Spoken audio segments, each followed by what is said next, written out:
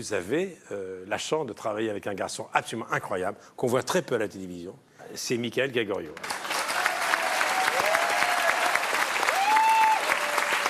Alors, il a un répertoire anglo-saxon. Il est le seul à avoir dans la catégorie des imitateurs. Ce soir, il va rendre hommage à Michel Berger. Hein. Diego libre dans sa tête, Michel Berger et Johnny. Michael Gregorio.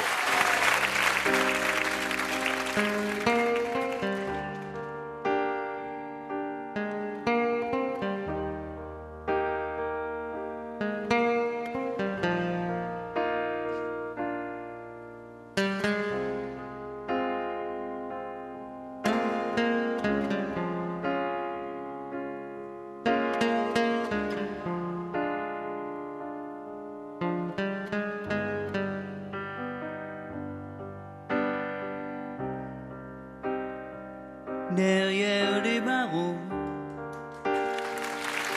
pour quelques mots,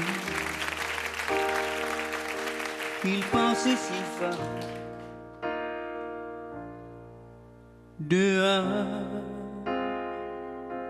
dehors il fait chaud, des milliers d'oiseaux s'envolent sans effort. Mais quel est ce pays où frappe la nuit la loi du plus fort?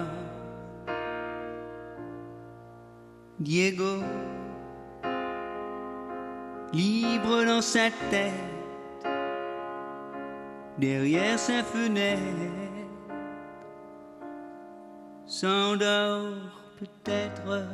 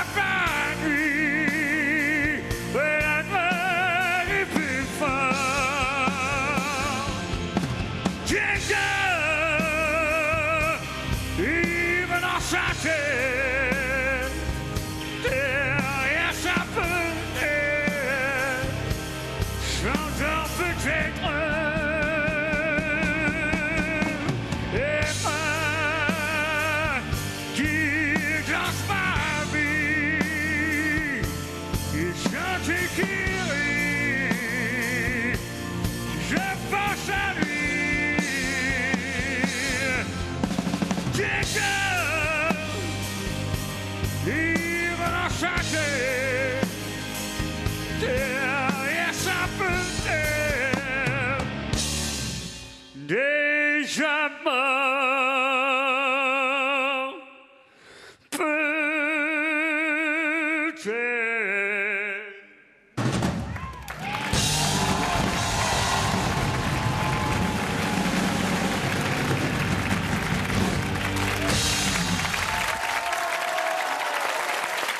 Michael Gregorio. Installez-vous, Michael. Michael, Bonsoir. regarde le verre C'est vrai, il a cassé le verre de Michel Bernier. avec ta voix. C'est vrai? Ah, merci. Alors, racontez-moi cette aventure. Quand vous avez rencontré, car c'est aussi un producteur, il a 3 poulains, Oui. vous en faites partie. Comment c'est né, cette collaboration avec Laurent? En fait, on organisait avec David Hardy une espèce de présentation de spectacle. C'était au Don Camillo. Et Laurent est venu. Et ça lui a plu. Après, je ne sais pas comment... Je crois qu'il travaillait chez Je Juste peux pour raconter Rire. comment j'ai rencontré Michael. C'est tout simple, c'est qu'il y a eu un projet d'émission de télévision de C'est ça. nos imitateurs préférés que Dominique Cancien et Tim Newman préparaient. Ils m'ont demandé de l'animer. Moi, je voulais réunir tous les imitateurs. Et j'avais repéré Michael, je crois qu'il avait 17 ans à cette époque-là, dans une émission qui passait sur TF1, Les Coups d'humour, animée par Gérard Louvain, et je ne le connaissais pas. Et quand cette émission s'est présentée à moi, Les imitateurs préférés, ça s'appelait, je me suis dit, je veux réunir tous les imitateurs du plus ancien. J'avais fait venir Claude Véga au plus récent. parmi lesquels Michael. Et c'est là que Michael et son manager m'ont dit « Venez nous voir sur scène au Don Camillo et peut-être on aimerait avoir un producteur. » Et moi, je dois dire que j'étais un peu lassé des imitateurs à cette époque-là, parce que j'ai travaillé beaucoup pour les imitateurs.